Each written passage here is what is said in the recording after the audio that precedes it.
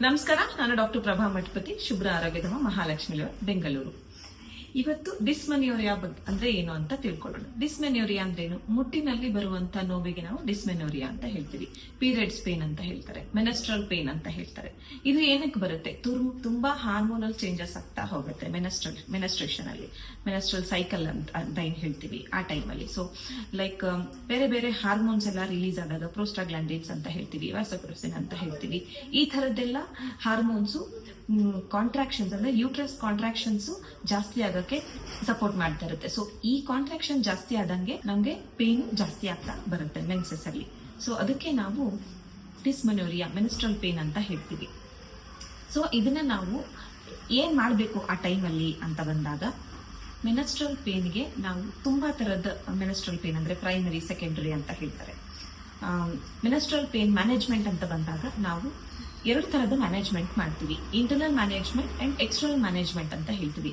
Internal management ಅಂತ ಬಂದಾಗ ಎಷ್ಟೋ ಜನಕ್ಕೆ ಹಾಟ್ ಬೆವರೇಜಸ್ ಅಂತ ಹೇಳ್ತೀವಿ, ಅಂದ್ರೆ ಟೀ ಕಾಫಿ ಕುಡಿತಾರೆ. ಸೊ ಟೀ ಕಾಫಿ ಕುಡಿಯೋ ಬದಲು ನೀವು ಆ ಟೈಮ್ನಲ್ಲಿ ಆಂಟಿ ಇನ್ಫ್ಲಮೇಟರಿ ಫುಡ್ಸ್ ಇನ್ಕ್ಲೂಡ್ ಮಾಡ್ಕೊಳ್ಳಿ, ಲೈಕ್ ಜಿಂಜರ್, ಹಲ್ದಿ, ತುಳಸಿ ಅಂತ ನಾವೇನ್ ಹೇಳ್ತೀವಿ.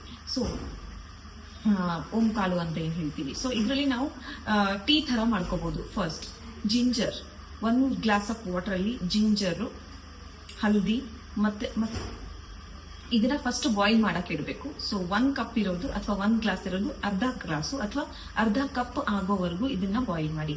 ಆಮೇಲೆ 2 ನಿಮಿಷ ಇನ್ನು ಒಂದು ಕಷಾಯ ಆಗಿದೆ ಅನ್ನೋಷ್ಟರಲ್ಲಿ ನೀವು ಒಂದು 5 ರಿಂದ 10 ತುಳಸಿ ಎಲೆನ ಹಾಕ್ಬಿಟ್ಟು ಅದನ್ನ ಇನ್ನೊಂದು ಚೂರು ಬಾಯ್ಲ್ ಮಾಡಿ ಆಮೇಲೆ ಇದನ್ನ ಸ್ಟ್ರೈನ್ ಮಾಡಿ ಇದನ್ನ ಟೀ ತರ ಕುಡಿಬೇಕು. This will give you a good relief from your periods pain ಅಂತ ಹೇಳ್ತೀವಿ. Next same like ajwain water with jaggery and with haldi, ನೀವು ಇದನ್ನ ಕೂಡ ಯೂಸ್ ಮಾಡ್ಕೋಬಹುದು, ಟೀ ತರ ಮಾಡ್ಕೊಂಡು ಯೂಸ್ ಮಾಡ್ಬೋದು. ಇದು ಇಂಟರ್ನಲ್ ಆಯ್ತು. ಎಕ್ಸ್ಟರ್ನಲ್ ಅಂತ ಬಂದಾಗ ನಾವು ಅಪ್ಲಿಕೇಶನ್ ಅಂತ ಹೇಳ್ತೀವಿ. ಹಾಟ್ ವಾಟರ್ ಬ್ಯಾಗ್ಸ್ ಯೂಸ್ ಮಾಡಿ ಅಂತ ಹೇಳ್ತೀವಿ.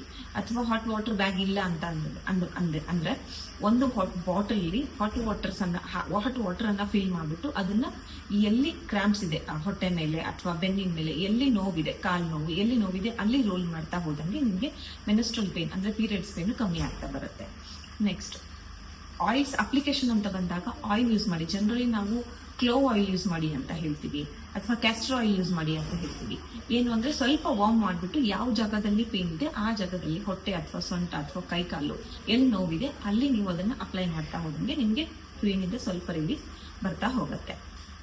ಲಾಸ್ಟ್ ನಾವು ರೆಗ್ಯುಲರ್ ಆಗಿ ಡಿಸ್ಮೆನ್ಯೂರಿಯಲ್ ಪೇನ್ ಬರ್ದೇ ಇರೋ ಹಾಗೆ ಹೇಗೆ ಕಂಟ್ರೋಲ್ ಮಾಡಬೇಕು ಅಂತ ಅಂದ್ರೆ, ಲಾಸ್ಟ್ ಅಲ್ಲಿ ನಾನು ಹೇಳ್ಬೇಕು ಅಂದ್ರೆ ಸಮ್ ಅಬ್ಡೋಮಿನಲ್ ಬ್ರೀದಿಂಗ್ಸ್ ಅಂತ ಹೇಳ್ತೀವಿ. ಯೋಗ ಟೆಕ್ನಿಕ್ಸ್ ಅಂತ ಬಂದಾಗ ಅಬ್ಡೋಮಿನಲ್ ಬ್ರೀದಿಂಗ್ ಮಾಡಿ ಅಂತ ಹೇಳ್ತೀವಿ, ವಿಪರೀತ ಕರಣಿ ಮಾಡಿ ಅಂತ ಹೇಳ್ತೀವಿ. ಸೊ ಇದರಿಂದ ಏನಾಗುತ್ತೆ, ಯೂಟ್ರಸ್ಗೆ ಬ್ಲಡ್ ಫ್ಲೋ ಜಾಸ್ತಿ ಆಗ್ತಾ ಬರುತ್ತೆ. ಯೂಟ್ರಸ್ಗೆ ಬ್ಲಡ್ ಫ್ಲೋ ಜಾಸ್ತಿ ಆದಂಗೆ ನಿಮಗೆ ಅಂದ್ರೆ ಈ ಪೇನ್ಸ್ ಕಾಂಟ್ರಾಕ್ಷನ್ಸ್ ಏನ್ ಬರುತ್ತೆ ಅದು ಸ್ವಲ್ಪ ಕಮ್ಮಿ ಆಗ್ತಾ ಬರುತ್ತೆ. ಇದರಿಂದ ಕೂಡ ನಿಮಗೆ ಪೀರಿಯಡ್ಸ್ ಪೇನ್ ಇಂದ ರಿಲೀಫ್ ಸಿಗಬಹುದು. ಸೊ ಇವತ್ತಿಗೆ ಇಷ್ಟು. ಮುಂದಿನ ಎಪಿಸೋಡ್ ಅಲ್ಲಿ ಮತ್ತೆ ಬೇರೆ ಟಾಪಿಕ್ ಜೊತೆ ಬರ್ತೀನಿ. ಅಲ್ಲಿವರೆಗೂ ಎಲ್ರಿಗೂ ನಮಸ್ಕಾರ.